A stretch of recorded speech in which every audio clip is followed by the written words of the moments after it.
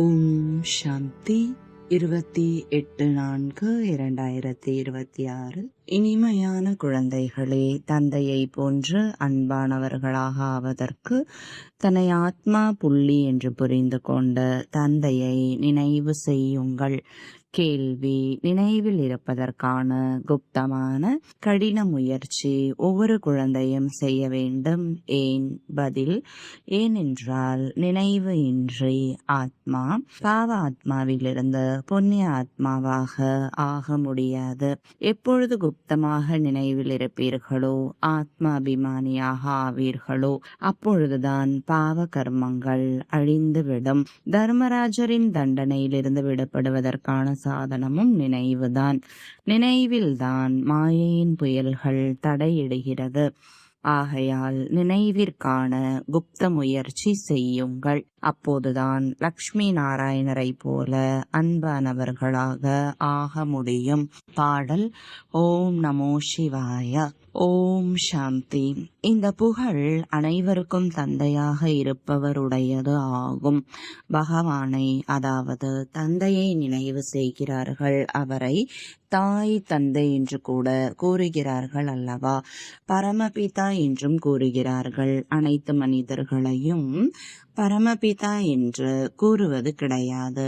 ஆனால் லௌகீக தந்தையையும் பாபா என்று கூறுகிறார்கள். யாரை லௌகீக தந்தை என்று கூறுகிறீர்களோ, அவரும் பரலௌகீக தந்தையை தான் நினைவு செய்கிறார். உண்மையில் ஆத்மாதான் நினைவு செய்கிறது. அதுவே லௌகீக தந்தையையும் நினைவு செய்கிறது. அந்த ஆத்மாவானது தனது ரூபத்தையும் தொழிலையும் அறிந்து இருக்கவில்லை. ஆத்மா தன்னையே அறிந்து இருக்கவில்லை எனும் பொழுது பரமபிதாவை எப்படி அறிந்திருக்க முடியும்? தனது லௌகீக தந்தையை அனைவரும் அறிந்திருக்கின்றனர். அவரிடமிருந்து ஆஸ்தி கிடைக்கிறது. இல்லை என்றால் ஏன் நினைவு செய்ய வேண்டும்? பரலௌகீக தந்தையிடமிருந்து அவசியம் ஆஸ்தி கிடைத்திருக்க வேண்டும். ஹே பரமபிதா என்று கூறுகிறார்கள். அவரிடம் கருணை, மன்னிப்பு கேட்கிறார்கள். ஏனென்றால் பாவம் செய்து கொண்டே இருக்கிறார்கள். இதுவும் நாடகத்தில் பதிவாகி இருக்கிறது. ஆனால் ஆத்மாவை அறிந்து கொள்வது, பிறகு பரமாத்மாவை அறிந்து கொள்வது என்ற பாடம் மிகவும் கடினமானது ஆகும். எளிதிலும் எளிதானது, மேலும் கடினத்திலும் கடினமானதும் ஆகும். எவ்வளவு விஞ்ஞானத்தை கற்றுக்கொள்கிறார்கள், அதன் மூலம் சந்திர மண்டலம் வரை செல்கின்றனர். இருப்பினும் இந்த ஞானத்திற்கு முன் அது ஒன்றுமில்லை. தன்னை மற்றும் தந்தையையும் அறிந்து கொள்வது மிகவும் கடினமாகும். எந்த குழந்தைகள் தங்களை பிரம்மா குமார், குமாரி என்று கூறிக்கொள்கிறீர்களோ, அவர்களும் தன்னை ஆத்மா என்று நிச்சயம் செய்து கொள்ள வேண்டும். நான் ஆத்மா புள்ளியாக இருக்கிறேன். நமது தந்தையும் புள்ளியாக இருக்கிறார் என்பதை மறந்து விடுகிறீர்கள். இது கடினமான பாடமாகும். தன்னை ஆத்மா என்பதையே மறந்துவிடும் பொழுது தந்தையை நினைவு செய்வதையும் மறந்து விடுகிறீர்கள். ஆத்மா அபிமானி ஆவதற்கான பயிற்சி கிடையாது. ஆத்மா புள்ளியாக இருக்கிறது. அதில்தான் 84 பிறவிக்கான பாகம் பதிவாகி இருக்கிறது. அதை ஆத்மாவாகிய நான் விதவிதமான ஷரீரத்தின் மூலம் நடித்து கொண்டிருக்கிறேன் என்பதை மறந்து விடுகிறீர்கள். புரிந்து கொள்வதற்கு முக்கியமான விஷயம் இதுவாகும். ஆத்மா மற்றும் பரமாத்மாவை புரிந்து கொள்வதை விடுத்து மற்ற ஞானம் அனைத்தும் புத்தியில் வந்துவிடுகிறது. நாம் 84 பிறவிகள் எடுக்கிறோம். சூரியவம்சி, சந்திரவம்சி ஆகின்றோம். இந்த சக்கரம் மிகவும் எளிதாக புரிந்துவிடும். ஆனால் சக்கரத்தை மட்டும் அறிந்து கொள்வதால் அந்த அளவிற்கு நன்மை கிடையாது. தன்னை ஆத்மா என்று நிச்சயம் செய்து தந்தையை நினைவு செய்வதில்தான் நன்மை இருக்கிறது. ஆத்மாவாகிய நான் நட்சத்திரத்தை போல இருக்கிறேன். பிறகு தந்தையும் நட்சத்திரத்தை போன்று மிக சூக்ஷ்மமாக இருக்கிறார். அவர்தான் சத்குதி கொடுக்கும் வள்ளலாக இருக்கிறார். அவரை நினைவு செய்தால்தான் பாவ கர்மங்கள் அழிந்துவிடும். இந்த முறையில் யாரும் நிரந்தரமாக நினைவு செய்வது கிடையாது. ஆத்ம அபிமானியாக ஆவது கிடையாது. நான் ஆத்மா என்பது அடிக்கடி நினைவு செய்ய வேண்டும். என்னை நினைவு செய்தால் பாவ கர்மங்கள் அழிந்துவிடும் என்பது தந்தையின் கட்டளையாகும். நான் புள்ளியாக இருக்கிறேன். இங்கு நடிகனாக வந்து நடிக்கிறேன். என்னிடத்தில் 5 விகாரங்களின் கரைகள் படிந்திருக்கிறது. இரும்பு யுகத்தில் இருக்கிறேன். இப்பொழுது தங்க யுகத்திற்கு செல்ல வேண்டும். ஆகையால் தந்தையை மிக அன்பாக நினைவு செய்ய வேண்டும். இந்த முறையில் தந்தையை நினைவு செய்யும் பொழுதுதான் கரைகள் நீங்கும். இதில்தான் முயற்சி இருக்கிறது. சேவை சம்பந்தமாக சரியான தகவல் தருவது இல்லை. இன்று இந்த சேவை செய்தேன், மிகவும் நன்றாக இருந்தது என மிகைப்படுத்தி கூறுகிறார்கள். ஆனால் ஆத்மா மற்றும் பரமாத்மாவின் ஞானத்தில் யாருக்கும் எந்த ஒரு தாக்கமும் ஏற்படவில்லை என்று சிவபாபா புரிந்து கொள்கிறார். பாரதம் சொர்க்கமாகவும் நரகமாகவும் எப்படி ஆகிறது? 84 பிறவிகள் எப்படி எடுக்கிறோம்? சத்தோ ரஜோ தமோவில் எப்படி வருகிறோம்? இதை கேட்டு இதன் தாக்கத்தில் வருகிறார்கள். அவ்வளவுதான். பரமாத்மா நிராகாரராக இருக்கிறார் என்பதை புரிந்து கொள்கிறார்கள். மற்றபடி நான் ஆத்மா, எனக்குள் 84 பிறவிகளுக்கான பாகம் பதிவாகி இருக்கிறது. தந்தையும் புள்ளியாக இருக்கிறார். அவரிடம் முழு ஞானமும் இருக்கிறது. அவரை நினைவு செய்ய வேண்டும் என்ற இந்த விஷயத்தை யாரும் புரிந்து கொள்வது கிடையாது. முக்கியமான விஷயத்தை புரிந்து கொள்வது கிடையாது. உலக சரித்திர பூகோளத்தின் ஞானத்தை தந்தைதான் கொடுக்கிறார். உலக சரித்திரம் பூகோளம் இருக்க வேண்டும் என்று அரசாங்கமும் விரும்புகிறது. இது அதைவிட சூக்ஷ்மமான விஷயமாகும். ஆத்மா என்றால் என்ன? அதில் 84 பிறவிகளுக்கான பாகம் எப்படி பதிவாகி இருக்கிறது? அதுவும் அழிவற்றதாகும்.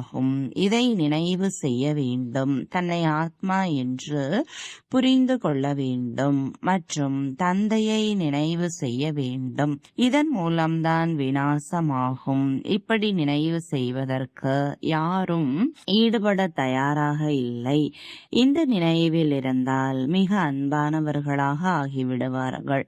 இந்த லக்ஷ்மி நாராயணனை பாருங்கள், எவ்வளவு அன்பானவர்களாக ஆகி இருக்கிறார்கள். இங்கிருக்கும் மனிதர்கள் எப்படி இருக்கிறார்கள்? என்னிடத்தில் எந்த குணங்களும் இல்லை என்று அவர்களே கூறுகிறார்கள். நாங்கள் அசுத்தமாக இருக்கிறோம், நீங்கள் தூய்மையாக இருக்கிறீர்கள் என்று கூறுகிறார்கள். எப்பொழுது தன்னை ஆத்மா என்று நிச்சயம் செய்து தந்தையை நினைவு செய்வீர்களோ அப்பொழுதுதான் வெற்றி கிடைக்கும். இல்லை என்றால் மிக குறைவாக தான் வெற்றி கிடைக்கும். என்னிடத்தில் மிக நன்றாக ஞானம் இருக்கிறது என்று நினைக்கிறார்கள். உலக சரித்திர பூகோளத்தை நாம் அறிவோம், ஆனால் யோகத்தின் சார்ட் பற்றி கூறுவது கிடையாது. மிக குறைவானவர்கள் தான் இப்படிப்பட்ட மனநிலையுடன் இருக்கிறார்கள். அதாவது தன்னை ஆத்மா என்று புரிந்து கொண்டு தந்தையை நினைவு செய்கிறார்கள். பலருக்கு பயிற்சி கிடையாது. குழந்தைகள் ஞான சக்கரத்தை மட்டுமே புத்தியில் சுற்றி கொண்டு இருக்கிறார்கள் என்பதை பாபா புரிந்திருக்கிறார். மற்றபடி நான் ஆத்மா, பாபாவை நினைவு செய்ய வேண்டும். இதன் மூலம் இரும்பு யுகத்திலிருந்து விடுபட்டு தங்க யுகத்திற்கு செல்வோம். ஆத்மாவாகிய நான் தந்தையை அறிந்து கொள்ள வேண்டும். அவரது நினைவிலேயே இருக்க வேண்டும். இந்த பயிற்சி பலருக்கு குறைவாக இருக்கிறது. பலர் வருகிறார்கள், நன்றாக இருக்கிறது என்று கூறுகிறார்கள். மற்றபடி உள்ளுக்குள் எவ்வளவு கரை படிந்திருக்கிறது என்பது அவர்களுக்கு தெரியாது. அழகான நிலையிலிருந்து அசுத்தமானவர்களாக ஆகிவிட்டனர். பிறகு மீண்டும் அழகானவர்களாக ஆவது எப்படி என்பதை யாரும் அறிந்து கொள்ளவில்லை. சரித்திர பூகோளத்தை மட்டுமே அறிந்து கொள்ளும் விஷயம் கிடையாது. தூய்மையாக எப்படியாவது தண்டனை அடையாமல் இருப்பதற்கான உபாயம் நினைவில் இருப்பது. நினைவு சரியாக இல்லை என்றால் செய்தால் யாரும் ஏற்றுக்கொள்வது கிடையாது. ஞானத்தில் தன்னை அதிபுத்திசாலி என்று நினைத்து கொள்கிறார்கள். இதில் எந்த பெருமையும் கிடையாது. மூல விஷயம் நினைவு ஆகும். நினைவில் பலர் பக்குவம் இல்லாமல் இருக்கிறார்கள். அதனால்தான் எச்சரிக்கையாக இருங்கள், பண்டிதராக மட்டுமே இருந்து விடாதீர்கள் என்று தந்தை கூறுகிறார். நான் ஆத்மா, நான் தந்தையை நினைவு செய்ய வேண்டும். மன்மனா பவ என்று தந்தை கட்டளையிட்டிருக்கிறார். இது மகா மந்திரமாகும். தன்னை நட்சத்திரம் என்று புரிந்து கொண்டு தந்தையையும் நட்சத்திரமாக புரிந்து கொண்டு தந்தையை மட்டுமே நினைவு செய்யுங்கள். தந்தை உருவத்தில் மிக பெரிய உருவத்தில் வருவது கிடையாது. ஆக ஆத்ம உணர்வுடையவர் ஆவதில்தான் முயற்சி உள்ளது. உலகின் பேரரசன் பேரரசியாக ஒருவர் ஆகிறார் என்றால் அவர்களுக்கு லட்சக்கணக்கான பிரஜைகள் இருப்பார்கள். பிரஜைகள் பலர் இருப்பார்கள் அல்லவா? சரித்திரம் பூகோளத்தை அறிந்து கொள்வது மிக எளிது. ஆனால் தன்னை ஆத்மா என்று புரிந்து கொண்டு தந்தையை நினைவு செய்யும் பொழுதுதான் தூய்மையாக ஆவீர்கள். இந்த பயிற்சி மிகவும் கடினமானது. நினைவு செய்ய அமர்கின்ற பொழுது அதிக புயல்கள் தடைகளாக வருகின்றன. யாராவது அரை மணி நேரம் கூட ஒரே நிலையுடன் அமர்வது என்பது மிகவும் கடினமாக இருக்கிறது. அடிக்கடி மறந்து விடுகிறார்கள். இதில் உண்மையிலும் உண்மையான குப்தமான முயற்சி இருக்கிறது. சக்கரத்தின் ரகசியத்தை அறிந்து கொள்வது எளிதாகும். மற்றபடி ஆத்ம அபிமானியாகி தந்தையை நினைவு செய்வதை சிலர் கடினம் என்று நினைத்து அதை நடிப்பது போல செயலில் கொண்டு வந்து விடுகிறார்கள். தந்தையின் நினைவின் மூலம்தான் நீங்கள் தூய்மையாவீர்கள். நோயற்ற உடல், நீண்ட ஆயுள் கிடைக்கும். உலகத்தின் சரித்திர பூகோளத்தை பற்றி புரிய வைப்பதால் மட்டுமே மாலையின் மணியாக வந்துவிட முடியாது. நினைவின் மூலமாக தான் மணியாக ஆவீர்கள். இந்த முயற்சி யாரும் செய்வது கிடையாது. நான் நினைவில் இருப்பது கிடையாது என்று தானே புரிந்து கொள்கிறீர்கள். நல்ல நல்ல மகாரதிகளும் இந்த விஷயத்தில் வேகம் இல்லாமல் இருக்கிறார்கள். முக்கியமான விஷயத்தை புரிய வைக்க முடிவது இல்லை. இந்த விஷயம் கடினமானது. கல்பத்தின் ஆயுளை அவர்கள் நீட்டித்து விட்டார்கள். நீங்கள் 5000 ஆண்டுகள் என்று நிரூபணம் செய்கிறீர்கள். ஆனால் ஆத்மா பரமாத்ம ஞானத்தை சிறிதும் அறியாமல் இருக்கிறார்கள். நினைவே செய்வது இல்லை. ஆகவே மனநிலையில் ஏற்றத்தாழ்வு ஏற்படுகிறது. தேக உணர்வு அதிகமாக இருக்கிறது. ஆத்ம உணர்வுடையவர் ஆகிற போதுதான் மாலையில் மணியாக ஆக முடியும். உலக சரித்திர பூகோளத்தை புரிய வைப்பதால் நான் மாலையில் நெருக்கத்தில் வந்து விடுவேன் என்பது கிடையாது. இந்த விஷயத்தை முதலில் புத்தியில் கொண்டு வர வேண்டும். ஆத்மா மிக சிறியதாக உள்ளது. அதில் 84 பிறவிகளின் பாகம் பதிவாகி இருக்கிறது. பிறகு சக்கரத்தை நினைவு செய்ய வேண்டும். முக்கியமான விஷயம் நினைவு. யோகியின் நிலை தேவை. பாவ ஆத்மாவிலிருந்து புண்ணிய ஆத்மாவாக ஆக வேண்டும். ஆத்மா நினைவின் மூலமாக தான் தூய்மையாக ஆகும். யோக பலமுடையவர்கள்தான் தர்மராஜரின் தண்டனையிலிருந்து தப்பிக்க முடியும். இந்த முயற்சியை மிக சிலர் மட்டுமே செய்கிறார்கள். மாயையின் புயல்கள் அதிகமாக வரும். இது மிகவும் குப்தமான சூக்ஷ்மமான முயற்சி. லக்ஷ்மி நாராயணராக ஆவது சித்தி வீட்டுக்கு செல்வது போன்று கிடையாது.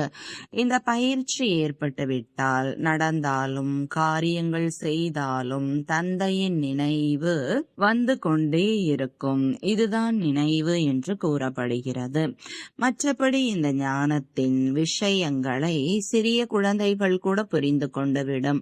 சித்திரங்களில் அனைத்து யுகங்களும் காண்பிக்கப்பட்டிருக்கிறது.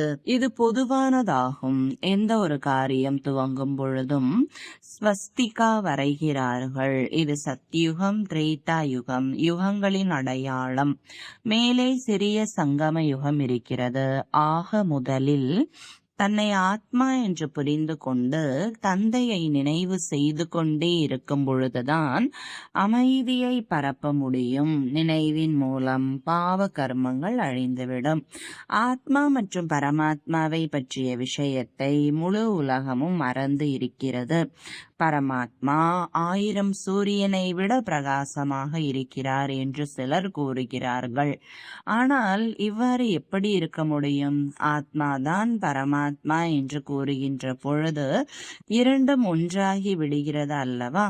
சிறியது பெரியதற்கு வித்தியாசம் இல்லாமல் போய்விடுகிறது. இதை பற்றி புரிய வைக்க வேண்டும். ஆத்மாவின் ரூபம் புள்ளி ஆகும். ஆத்மாதான் பரமாத்மா என்றால் பரமாத்மாவும் புள்ளியாகி விடுகின்றார் அல்லவா? இதில் வித்தியாசம் ஏற்பட முடியாது. அனைவரும் பரமாத்மாவாக ஆகிவிட்டால் அனைவரும் படைப்பவர்களாக ஆகிவிடுவர். அனைவருக்கும் சத்கதி அளிக்கக்கூடியவர் ஒரே ஒரு தந்தை அல்லவா? மற்றபடி ஒவ்வொருவருக்கும் நாடகத்தில் அவரவர்களுக்கான பாகம் கிடைத்திருக்கிறது. இதை புத்தியில் பதிய செய்ய வேண்டும். புரிந்து கொள்ள வேண்டிய விஷயம். என்னை நினைவு செய்தால் கரை நீங்கிவிடும் என்று தந்தை கூறுகிறார். இதுதான் முயற்சியாகும். அரை கல்பம் தேக அபிமானத்தில் இருந்திருக்கிறீர்கள்.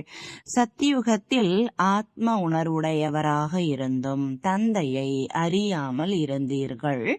ஞானத்தை அறியாமல் இருந்தீர்கள். இந்த நேரத்தில் நீங்கள் அடையக்கூடிய ஞானம் மறைந்து விடுகிறது.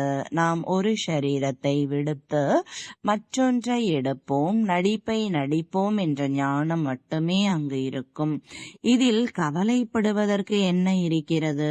ஒவ்வொருவரும் அவரவர்களது நடிப்பை நடிக்க வேண்டும். அழுவதால் என்ன கிடைக்கும்? இது புரிய வைக்கப்படுகிறது. ஒருவேளை சிறிது புரிந்து கொண்டால் கூட அமைதியாகி விடுவார்கள். சுயம் புரிந்து கொண்டால் மற்றவர்களுக்கும் புரிய வைப்பார்கள். வயதானவர்கள் புரிய வைக்கவும் செய்கிறார்கள். அழுவதால் திரும்பி வந்துவிட மாட்டார்கள். ஷரீரத்தை விட்டு ஆத்மா சென்று விட்டால் இதில் அழுவதற்கு என்ன இருக்கிறது என்று அஞ்ஞான காலத்திலும் நினைக்கிறார்கள். ஆனால் ஆத்மா மற்றும் பரமாத்மா என்றால் யார் என்பது அவர்களுக்கு தெரியாது. ஆத்மாவில் கரை படிந்திருக்கிறது. ஆனால் ஆத்மாவில் எதுவும் ஒட்டாது என்று அவர்கள் நினைக்கிறார்கள். ஆக இது மிக ஆழமான விஷயமாகும். பல குழந்தைகள் நினைவில் இருப்பது கிடையாது என்று பாபா அறிவார். புரிய வைப்பதால் மட்டும் என்ன கிடைக்கும்? அதிக தாக்கம் ஏற்படுகிறது. ஆனால் இதன் மூலம் அவர்களுக்கு எந்த நன்மையும் ஏற்படுவது கிடையாது. ஆத்மா பரமாத்மாவின் அறிமுகம் கிடைக்கும் பொழுதுதான் நான் அவரது குழந்தை என்று புரிந்து கொள்வார். தந்தை தான் பதீத பாவனன், வந்து நம்மை துக்கத்திலிருந்து விடுவிக்கிறார். அவரும் புள்ளியாக இருக்கிறார். ஆக தந்தையை நிரந்தரமாக நினைவு செய்ய வேண்டும். மற்றபடி சரித்திரம் பூகோளத்தை அறிந்து கொள்வது ஒன்றும் பெரிய விஷயம் இல்லை. புரிந்து கொள்ள முடிந்தாலும் கூட நான் ஆத்மா என்ற நினைவில் இருப்பதில்தான் முயற்சி இருக்கிறது. ஆத்மா பரமாத்மாவை பற்றிய விஷயங்களை உங்களுக்கும் தந்தை வந்துதான் புரிய வைக்கிறார். சிருஷ்டி சக்கரம் எளிதானது. எவ்வளவு முடியுமோ எழுந்தாலும் அமர்ந்தாலும் ஆத்ம உணர்வுடையவராவதற்கான முயற்சி செய்ய வேண்டும். ஆத்ம உணர்வில் இருப்பவர்கள் மிக அமைதியாக இருப்பார்கள். நான் அமைதியில் செல்ல வேண்டும் என்று நினைப்பார்கள். நிராகார உலகில் அருகிற்கு சென்று அமர வேண்டும். நமது பாகம் இப்பொழுது முடிவடைந்து விட்டது. தந்தையின் ரூபம் புள்ளி என்று புரிந்து கொள்வார்கள். அவர் மிக பெரிய லிங்கமாக கிடையாது. பாபா மிகவும் சிறிதாக உள்ளார். அவரே ஞானம் நிறைந்தவராகவும் அனைவருக்கும் சத்கதி கொடுக்கும் வள்ளலாகவும் இருக்கிறார். ஆத்மாவாகிய நானும் ஞானம் நிறைந்தவனாக ஆகிக் கொண்டிருக்கிறேன். இப்படிப்பட்ட சிந்தனைகள் வரும்பொழுதுதான் உயர்ந்த பதவி அடைய முடியும். உலகில் யாரும் ஆத்மா மற்றும் பரமாத்மாவை பற்றி அறிந்து கொள்ளவில்லை. பிராமணர்களாகிய நீங்கள் இப்பொழுது அறிந்திருக்கிறீர்கள். துறவிகளும் கூட அறிந்திருக்கவில்லை, வந்து புரிந்து கொள்ளவும் மாட்டார்கள். அவர்கள் அனைவரும் அவரவர்களது தர்மத்தில்தான் வரக்கூடியவர்கள். கணக்கு வழக்கை முடித்து கொண்டு சென்று விடுவார்கள். நீங்கள்தான் இந்த முயற்சி செய்வதன் மூலம் தந்தையிடமிருந்து ஆஸ்தி அடைவீர்கள். இப்பொழுது மீண்டும் ஆத்ம அபிமானியாக ஆக வேண்டும். ஆத்மாவில்தான் மனம் இருக்கிறது அல்லவா? ஆத்மாவில் உள்ள மனதை தான் தந்தையிடம் ஈடுபடுத்த வேண்டும். மனம் ஷரீரத்தில் கிடையாது. ஷரீரத்தில் உள்ளது அனைத்தும் ஸ்தூல இந்திரியங்கள். மனதை ஈடுபடுத்த வேண்டும். இது ஆத்மாவின் காரியம். தன்னை ஆத்மா என்று புரிந்து கொண்டு பிறகு பரமாத்மா தந்தையிடம் மனதை செலுத்த வேண்டும். ஆத்மா மிகவும் சூட்சுமமானது.